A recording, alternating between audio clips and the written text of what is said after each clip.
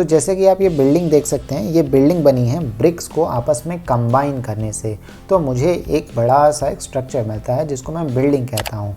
Similarly maths में हम बोलते हैं हमें एक्सप्रेशन मिलता है अगर हम टर्म्स को आपस में कंबाइन करते हैं यूजिंग द साइंस प्लस और माइनस।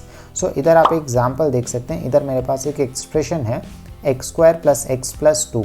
सो ये एक्सप्रेशन में हमारे 3 टर्म्स हैं जो कंबाइन हुए हैं और जो मेरे एक्सप्रेशन बना रहे हैं। सो इधर फर्स्ट टर्म है x², सेकेंड टर्म है x और थर्ड टर्म है 2। सो ये सारे कंबाइंड है एडिशन सिंबल से।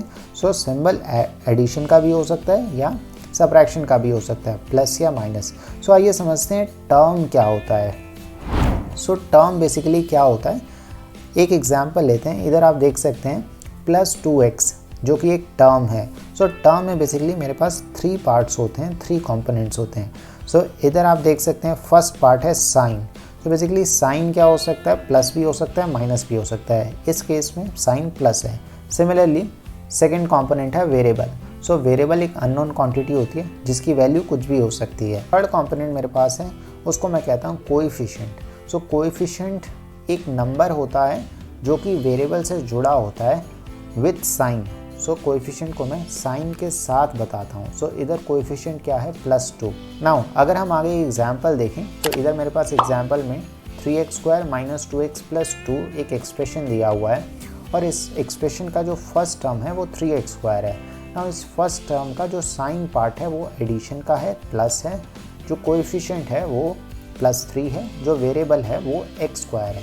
सिमिलरली अगर मैं टर्म 2 की बात करूं तो टर्म 2 में जो साइन पार्ट है वो माइनस है, जो कोएफिशिएंट है वो -2 है और जो वेरिएबल है वो x है। सिमिलरली अगर मैं थर्ड टर्म की बात करूं तो थर्ड टर्म में जो साइन पार्ट है वो प्लस है, कोएफिशिएंट पार्ट मेरा +2 है और वेरिएबल पार्ट जो मेरा है वो कुछ नहीं इधर है। बेसिकली इधर मेरे को वेरिएबल नहीं दिख रहा है, इसका मतलब वेरिएबल नहीं है ऐसा नहीं है, वेरिएबल पार्ट भी है।